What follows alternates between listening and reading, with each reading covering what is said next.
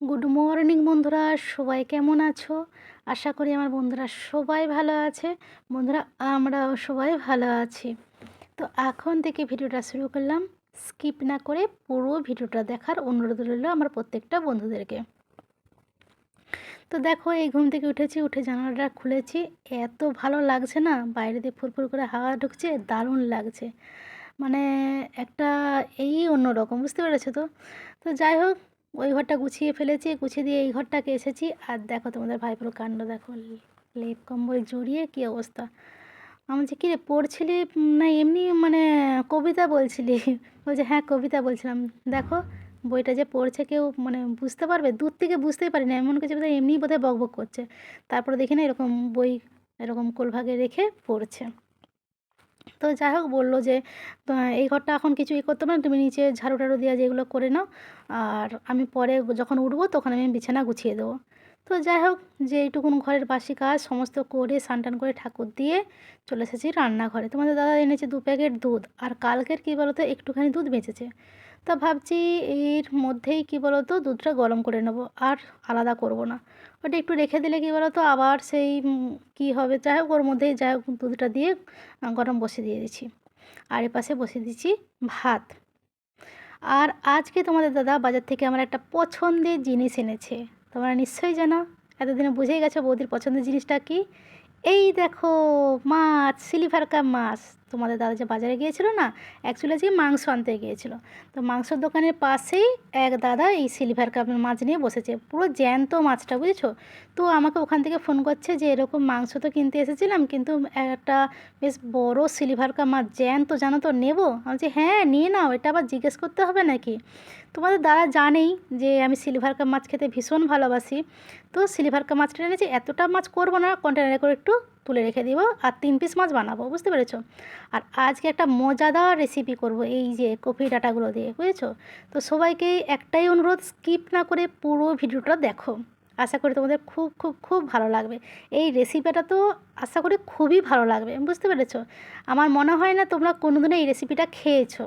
তো যাই হোক, কড়াই তেল গরম বসিয়ে দিয়েছিলাম, তেলটা গরম হয়ে গেছে, আর নুন হলুদ দিয়ে দিয়েছি। বুঝতেই পারছো কী করব? হ্যাঁ ঠিকই ধরেছো, মাছ ভাজবো।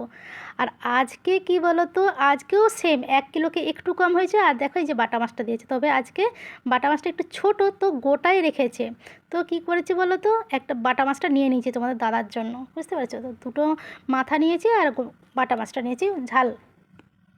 আর চলো রেসিপিটা শেয়ার করব তোমাদের সঙ্গে কীভাবে কী করি।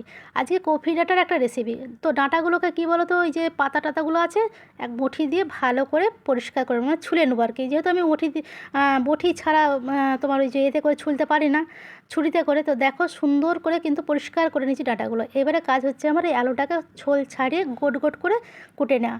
তো যথারীতি দেখো আমার আলু কিন্তু গোট গোট করে কোটা হয়ে গেছে। এইবার হচ্ছে আলুটা তো হয়ে গেল, এবারে ডাঁটাগুলোকে কী বলো তো এই কুড়ুনি দিয়ে একদম ঝিরিঝিরি করে কুড়বো, বুঝতে পেরেছো? একদম ঝিরিঝিরি করে। তো দেখো সুন্দর করে কিন্তু কুড়াও হয়ে গেছে। এইবারে আমার কাজ হচ্ছে আলু আর ওই যে ডাঁটা কুড়াটা ভালো করে ধুয়ে নেওয়া। তো ডাঁটা কুড়াও ধোয়া হয়ে গেছে, আলুটা গোট গোট করে কুটেছিলাম সেটাও ধোয়া হয়ে গেছে। আর নিয়েছি কী বলতো কালো জিরা, শুকনো গোটা লঙ্কা ফোড়নের জন্য। তো অটোমেটিক আমি গ্যাসটা জ্বেলে দিয়ে কড়াটা বসিয়ে দিয়েছি। কড়াটাও কিন্তু তেতে গেছে, কড়ায় তেল দিয়ে দিলাম। তো এটা করতে একটু বেশি পরিমাণে তেল লাগবে। আর এতে ব্যবহার করব পরিমাণ মতো নুন আর একটু হলুদ গুঁড়ো। তো তেলটা তেতে তেতে কী বলতো কালো জিরা শুকনো লঙ্কাটা দিয়ে দিলাম। এইবার দিয়ে দেবো গোট গোট করে কুটে রাখা আলুগুলো, বুঝতে পেরেছো? একদমই খুবই ইজি, একদমই ইজি রেসিপিটা, কিন্তু খেতেও দুর্দান্ত। এবার দিয়ে দেবো ওই যে ডাঁটা যে কুড়ো রেখেছিলাম ওই ডাঁটা কুড়াগুলো। তো জল যেমন না থাকে, একদম চিপকে চিপকে তুলতে হবে। আর পরিমাণ মতো নুন আর একটুখানি হলুদ দিয়েছি, দিয়ে এবারে নাড়াচাড়া করব। একদম মানে ফুল আঁচে কিন্তু করতে হবে, জানো তো? আলুগুলোও ভাজা যাবে আর ডাঁটাগুলোও কিন্তু খুব সুন্দর একদম মচমচা করে ভাজা হবে, জানো তো? এরকম কিন্তু কাঁচা কাঁচা রেখে দিলে ডাঁটা হবে না, হয়তো আলু সিদ্ধ হয়ে গেছে ডাঁটা কাঁচা কাঁচা, সেটা কিন্তু খেতে ভালো লাগবে না, বুঝেছো তো? তো দেখো অনেকক্ষণ ধরে আমি একদম দম আঁচে ভেজেছি। তো ভাজার পর তোমাদেরকে দেখাচ্ছি কীরকম দেখতে হবে।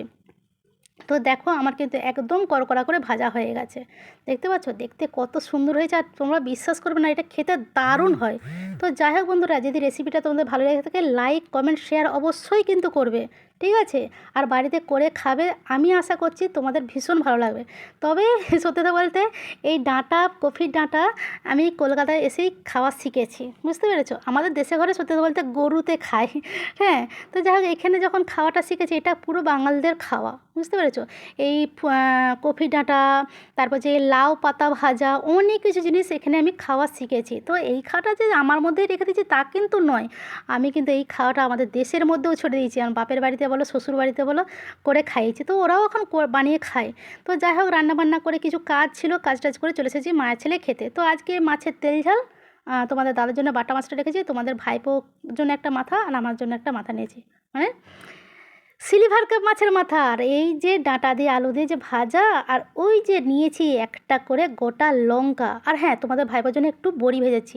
তোমাদের ভাইপো বলছে মা দারুণ হয়েছে। আমি যে কোনটা হয়েছে, বড়ি ভাজাটা? যেহেতু তোমাদের ভাইপোর বড়ি ভাজা খুবই প্রিয়, বলছে না না বড়ি ভাজাটা নয়, এই যে এই ভাজাটা, মানে ওই যে ডাঁটা আর আলু ভাজাটার কথা বলছে, বুঝতে পারছো? সত্যিই কিন্তু দুর্দান্ত খেতে হয়, দুর্দান্ত। আমি যখন প্রথম কলকাতায় আসি, আমি না যখন সবাই খেত, আমি যে ওইটা দিয়ে ভাত খেয়ে নিচ্ছে কী করে, বুঝতে পেরেছো? তো সত্যি আমিও যখন প্রথম প্রথম বানিয়ে খাই, সত্যি দারুণ লাগে। আর ওই মানে এক কামড় করে ভাতের মার একটু করে লঙ্কা কামড় দেবো, ও যা লাগে ফাটাফাটি, দারুণ লাগে, বিশ্বাস করো দারুণ লাগে। তো যাই হোক ছেলে আজকে কলেজে যাবে, তো খাওয়া দাওয়া হয়ে গেল, আমি কিন্তু বাসন ধুতে গেছি, আর ছেলে কিন্তু রেডি হয়ে গেছে কলেজে যাবে বলে, বুঝতে পেরেছো?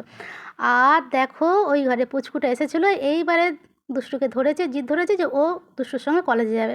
তবে সত্যি কথা বলতে আমাকে আর তোমাদের দাদাকে কিন্তু একটুও ভয় পায় না, দুষ্টুকে জমের মতন ভয় পায়, জমের মতন। দুষ্টু তো মানে কী বলো, মুখে রস কষে নেই, হাসি ফুসি কিছু নেই, বুঝতে পারছো? কিছু তো বলতেও পারছে না। আর দেখবে চলে যাবে, যেই ধরে সরিয়ে দেওয়া কিন্তু কিচ্ছুই বলবে না। তো যাই হোক ছেলে তো চলে গেল টাটা করে। আর এই দেখো বদমাইশি শুরু হয়েছে, রেগে গিয়ে আমাকেই মারছে।